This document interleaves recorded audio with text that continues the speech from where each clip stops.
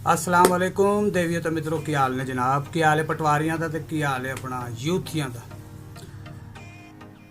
नाजरीन सबसे पहले तो मैं आपको एक बड़ी खबर ये दे दूं कि पीटीआई पाकिस्तान तहरीक इंसाफ खुलकर पाकिस्तान की दुश्मनी में सामने आ गई है, फ्रंट पेज पे खेल रही है, खुल के खेल रही है। अगर बंदियाल साहब को अभी भी समझ ना आए या इन जजेस को अभी भी समझ ना आए कि ये कर क्या रहे हैं तो ये इनकी मर्जी है।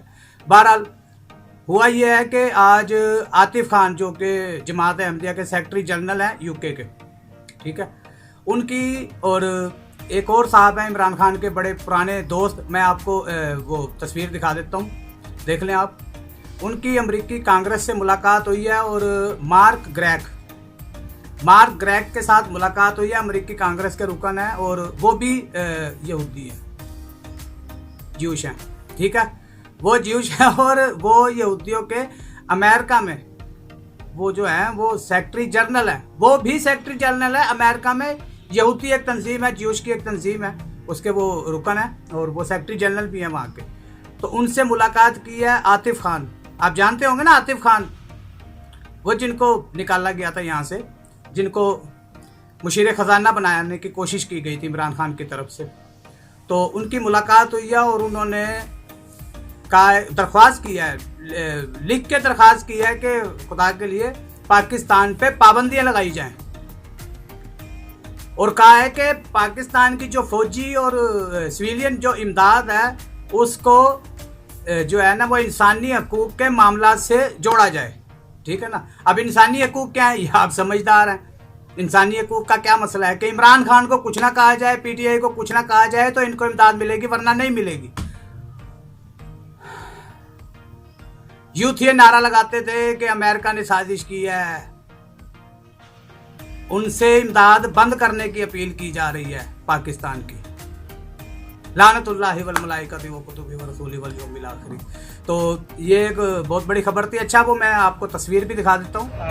We are here with Congressman Greg Casar in Austin, Texas today, and it's so kind of him to come and join us, the members of the Pakistani community, and we asked him to make a statement about the current conditions in Pakistan, and we would request you to address some of the conditions that we talked about earlier, and we request you as a congressperson here in the US to address those situations. I just want to tell folks in the Pakistani community, whether in the United States or whether you're back at home or anywhere in the world, that we are all people interconnected with each other. And that I, as a United States member of Congress here in Texas, come from an immigrant family and know how important it is for us to have human rights and democracy, not just here in the United States, but for us to support that everywhere, every way that it is that we can. Because we know that's good for us and that is good for everyone else. And so human rights abuses here at home or abroad, with the things that we're hearing about in Pakistan, repression against the press, repression against political parties, repression against equal participation.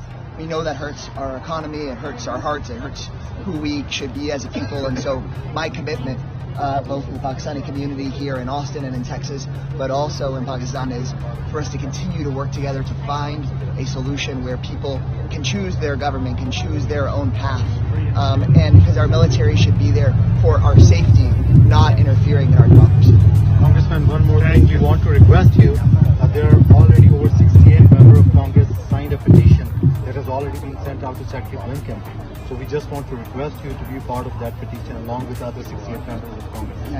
You should be able to count on me to be somebody who is asking questions about how the United States can be supporting democracy and human rights in Pakistan and other places, not oppressing it. And so you can count on me to be. Thank you, Congressman. Thank you so much. और एक और बहुत बड़ी जो खबर है वो जो डेवलपमेंट है वो ये है कि आज अहमदिया फ्रांस में आज सुबह जो है वो अपने बीवी और बच्चों के साथ जनरल रिटायर कमर जावेद बाजवा साहब वो फ्रांस में गए हुए हैं निजी दौरे पे। तो वो अपनी बीवी और बच्चों के साथ वहाँ पे किसी पार्क में बैठे हुए थे, तो वहाँ पे जमात अहमदिया के जो फ्रांस के जो है वो अपना फ्रांस के जो वो अपना ओहदेदार हैं انہوں نے ان کے ساتھ انتہائی شدید بدتمیزی کیا. یہ بھی ویڈیو میں آپ کو دکھا دیتا ہوں, ٹھیک ہے نا. تو یہ تو ہو گئی 2 خبریں, ٹھیک ہے. تو اچھا, وہ جو جماعت احمدیہ کے جو فرانس کے سربراہ ہیں ان کا نام جناب راشد بنگش ہے, ٹھیک ہے. راشد بنگش ان کا نام ہے, اور ان کا تعلق جو ہے نا وہ ربوہ احمد پور ربوہ سے ہے, ٹھیک ہے نا. تو یہ تو ہو گئی 2. ارے کیا جواب دو گے پی ٹی آئی والوں اللہ کے رسول کو؟ ارے تم کافروں کے ساتھ مل کے, کفار کے ساتھ مل کے, احمدیوں کے ساتھ, مرزائیوں کے ساتھ, قادیانیوں کے ساتھ مل کے پاکستان کے خلاف سازش کر رہے ہو, اور بات کرتے ہو ریاست مدینہ کی. لعنت ہے تمہارے اس نعرے کے اوپر اور تمہارے ایسا نعرہ لگانے والوں کے اوپر, ٹھیک ہے نا. تو یہ 2. یہ اب تیسری بہت بڑی ایک اور خبر ہے, وہ بھی میں آپ کے ساتھ شیئر. اچھا, خبر یہ ہے کہ پی ٹی آئی جرمنی کے عہدے داران نے, تمام عہدے داران 86 ممبران, 86 عہدے داران جو کہ جرمنی میں بیٹھے ہوئے ہیں, ٹھیک ہے نا, انہوں نے آئی ایم ایف کے جو سربراہ ہے, جو وہاں کی سربراہ ہے آئی ایم ایف کی, وہ جو لیڈیز ہیں, ان کو ایک لیٹر لکھا ہے کہ پاکستان کے ساتھ نیکسٹ کوئی پروگرام نہ کیا جائے.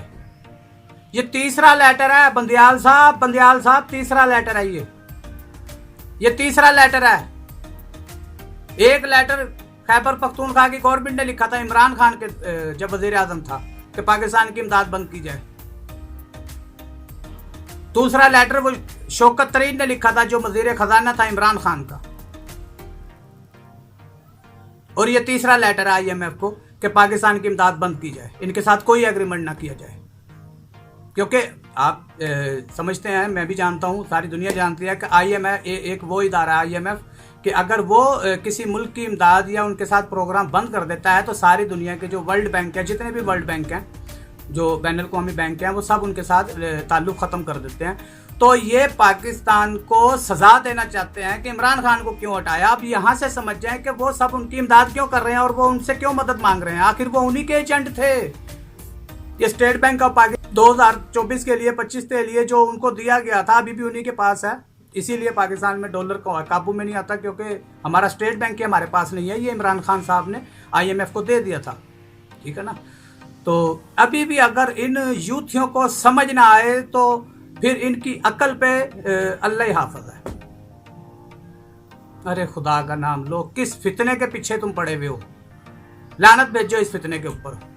یہ پاکستان کا دشمن ہے. اب تو کھل کے سامنے آ رہا ہے, وہ اب تو کھل کے کھیل رہا ہے وہ پاکستان کی دشمنی میں. ایسے کوئی اور کرتا تو اب تک اس جماعت پہ پابندی اور اس کے خلاف آرٹیکل 6 کے تحت مقدمات درج ہو جانے تھے. لیکن کمال ہے میرے یوتھیوں پہ کہ وہ آج بھی اسے جو ہے وہ تقویت دیتے ہیں یا اس کے نعرے لگاتے ہیں. تو ان کی عقل پہ اللہ ہی حافظ ہے, ٹھیک ہے نا. تو آئی ہوپ کہ ویڈیو آپ کو پسند آئی ہوگی. نئے آنے والے سے گزارش ہے کہ وہ ویڈیو کو لائک کریں اور چینل کو سبسکرائب کریں تاکہ نیکسٹ ٹائم کوئی بھی ہماری جو نئی ویڈیو ہے, ٹھیک ہے نا, وہ آپ تک پہنچ سکے. اور زیادہ سے زیادہ ویڈیو کو شیئر کیا کریں. یہ ضرور کیا کریں, ویڈیو کو شیئر کیا کریں تاکہ تمام جو ہے وہ دوست احباب ان کو میرا یہ پیغام پہنچے. تو کل تک کے لیے اللہ حافظ. کل انشاءاللہ تو اگلی ویڈیو کے ساتھ پھر ملاقات ہوگی. فی امان اللہ.